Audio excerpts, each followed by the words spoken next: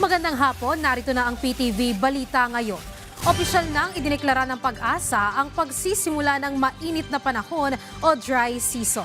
Nagtapos na kasi ang panahon ng amihan o hangin na nagdadala ng malamig na panahon. Gayunman, may tsansa pa ring makaranas ng paminsan-minsang northeasterly winds ang ilang lugar sa Northern Luzon dahil sa pagbuo ng high pressure area.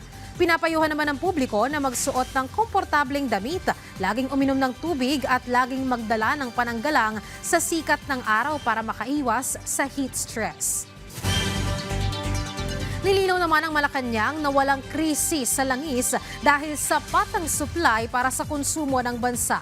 Ayon sa Malacanang, ang nangyayari sa ngayon ay price disruption dahil sa tensyon sa gitnang silangan. Batay sa monitoring ng Energy Department, ang kasalukuyang stock ng langis sa bansa kasama na ang paparating na shipments ay aabot sa hanggang 50 araw. Sa kabila nito, sinabi ni Palace Press Officer Undersecretary Claire Castro na ipinag-utos ni Pangulong Ferdinand R. Marcos Jr. ang pagbuo ng Crisis Committee. Ang layunin nito ay tutukan ang pangangailangan ng mga Pilipino sakaling magtagal pa ang tensyon sa gitnang silangan.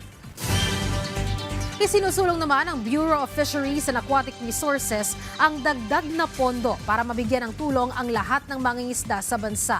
Ayon sa BIFAR, hindi lamang kabuhayan ng mga mangingisda ang apektado sakaling tumigil sila sa pangingisda, kundi ang seguridad ng pagkain sa buong bansa.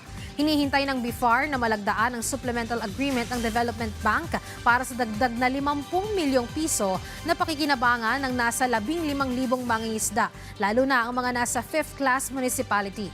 Sa ngayon, patuloy ang pamamahagi ng ayuda ng BIFAR mula sa pondo na natira noong 2025. At yan ang mga balita sa oras na ito. Para sa impang updates, i-follow at i-like kami sa aming social media sites sa @PTVPH. Ako si Luisa Erispe para sa Pambansang TV sa Bagong Pilipinas.